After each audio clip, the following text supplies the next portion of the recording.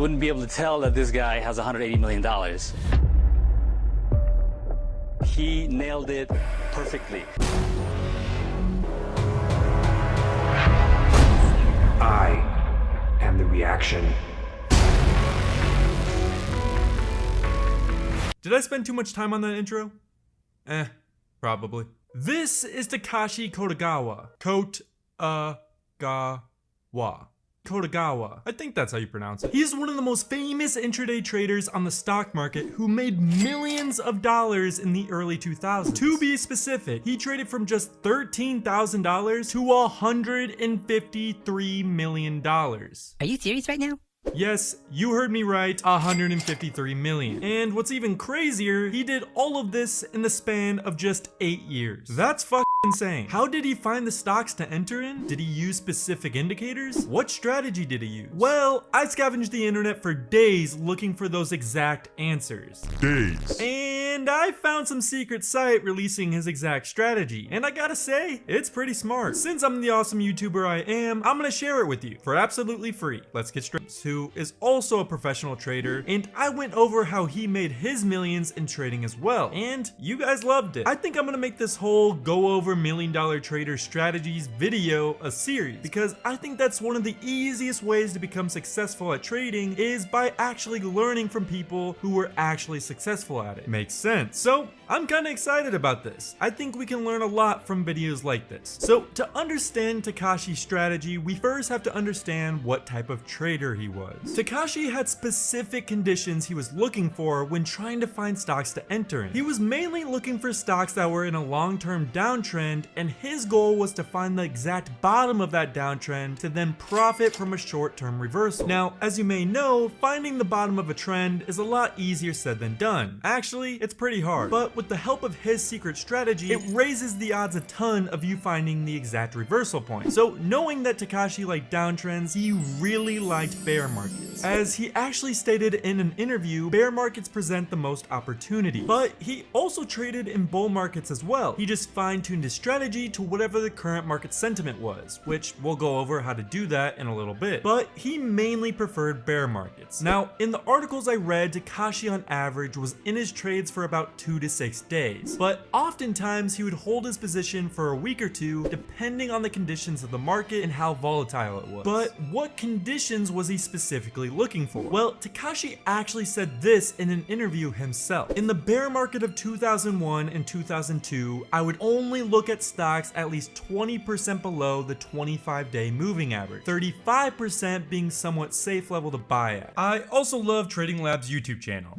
He might have probably said that. But he also mentioned there's a slight problem with this whole concept. Not all stocks are going to react the same, and the sensitivity of the rebound levels greatly depend on multiple factors like market sentiment and the sector you're trading in. For example, a stock is way less likely to bounce at a key level if that day the market is insanely red and everything is dropping. It also depends on the sector. For example, stocks in the tech and biotech sectors are much more volatile than, say, stocks in the utility sector, which are a lot less volatile and don't move as much. So he said a big part of his strategy was finding the right moving average threshold for specific conditions. For example, you would have a bigger gap on tech companies and a smaller gap on utility companies. So with this strategy, there's not really a one size fits all. This requires a bit of judgment from the trader. To help you out a bit, I did some research of my own and ranked the most volatile sectors to the least volatile sectors. Oil and biotech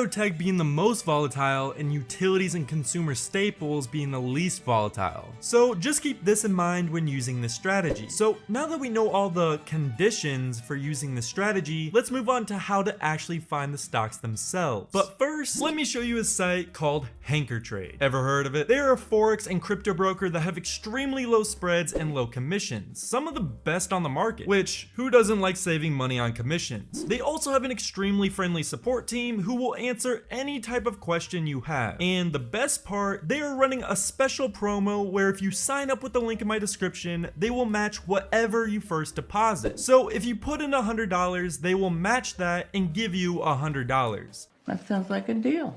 Sign up with my link and make sure you use that special promo. It's free money. Alright, so how do we find the stocks themselves? Now, Takashi didn't really explain this part, but I myself found a great way to do this. We're gonna need to go on TradingView. I'll leave a link in my description if you don't yet use it. We're gonna be using TradingView Stock Screener. I think you need TradingView Pro in order to use this, but if you don't have that or don't feel like paying for it, there are some free scanners out there you can use instead. But we'll be using TradingView for this example. Once you're on the screener, change the time frame to 4 hours. Go to the settings, make sure we're only looking at common stock. These exchanges, price change percentage is below -20, price is above $1, mark the current trading day, and price is below the 20 EMA by 20%. You can also filter out specific sectors if you want to trade stocks in a specific sector. This will give you a full list of stocks in our criteria. Now, Takashi said himself he likes stocks that were gradually downtrending,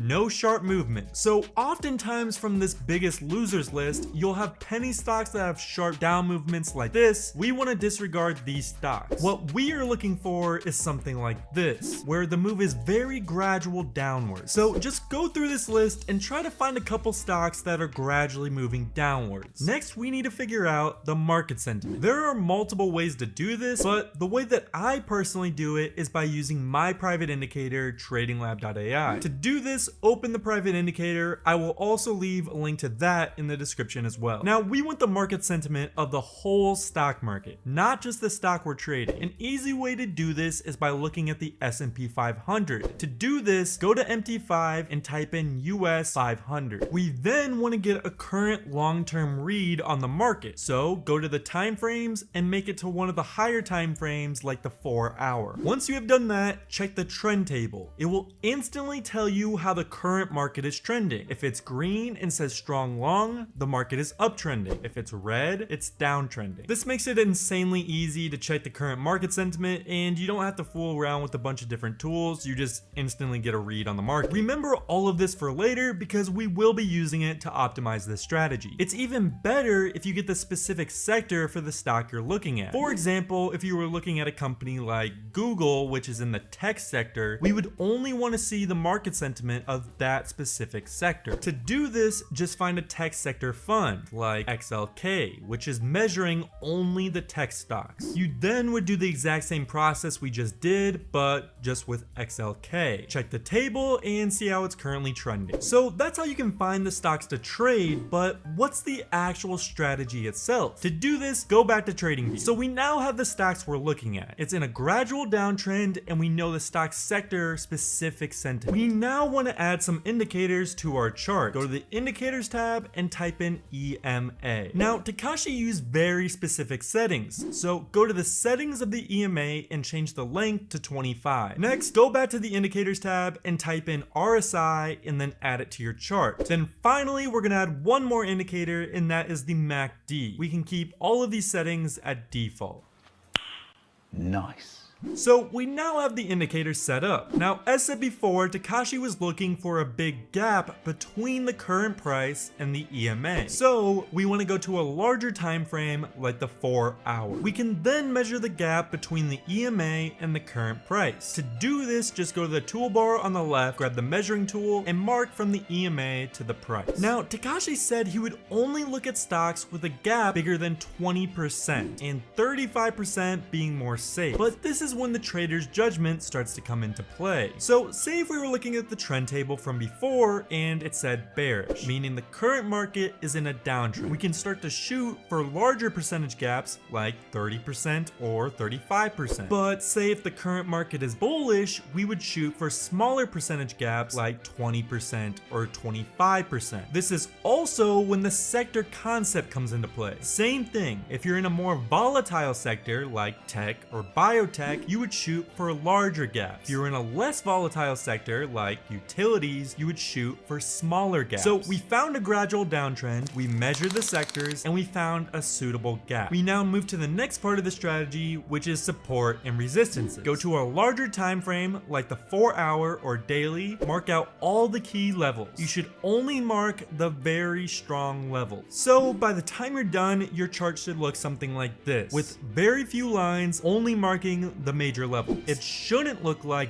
this, where you have tons of levels and marking weak levels. We only want the major level. We then want to wait for price to hit one of these major levels. Now again, this part takes some judgment. If you're in a bear market, price can easily hit one of these higher levels and break right through it. So we would want to wait for some of these lower, more major levels. But say if we're in a bull market, price is more likely to respect these levels and we can aim for some of these higher, less strong levels. So again, there's some trader's judgment with the strategy, but I personally think that's why it works so well. Next, we want to also look at our RSI indicator and make sure the line is in the oversold area once price is by the support. So now that our chart is set up, we're gonna wait for price to hit one of these levels and enter into a trade live. Okay, so it's been a couple days and price hit our level. So we're gonna take a trade live. So price hit our level and we're happy with the current conditions. We're now gonna go to a lower time frame. Takashi himself used the 15-minute time frame for this specific part. What we are looking for is for price to start bouncing, and we want confirmation that it's happening. So in this specific chart, you can see right before the correction, there was a big gap between the EMA and the price. We are also seeing an uptrend starting to form on the smaller time frame, showing a bounce is starting to occur and the chart is starting to gain momentum. As some extra confirmation, we check our MACD, and this is also showing signs that the market is getting ready to turn bullish by the histogram turning green. Once we get all this confirmation on the lower time frame, we can now enter the trade. Now, Takashi said his take profit and stop loss would be dynamic depending on the current market conditions. So in a bear market, we would obviously want smaller take profits. In a bull market, we can have slightly larger take profits. So we enter the trade right here as it's starting to retest this now made support on the lower time frame. What I found works really well is setting your take profit at the next highest resistance we marked on the higher time frame and set your stop loss right below the current low. So we're now in the trade and we can wait to see what price does. A couple days passed, and as you can see, this trade went perfectly as planned and price bounced exactly where we thought it would and hit our take profit with ease. I think this strategy works really well, as the proof is in the pudding and Takashi made his millions doing exactly this. And I think one of the major reasons it does work so well is because it goes off current market conditions, not just a one size fits all strategy like most trading strategies on YouTube. Try it out, DM me on Instagram and share with me how it works for you.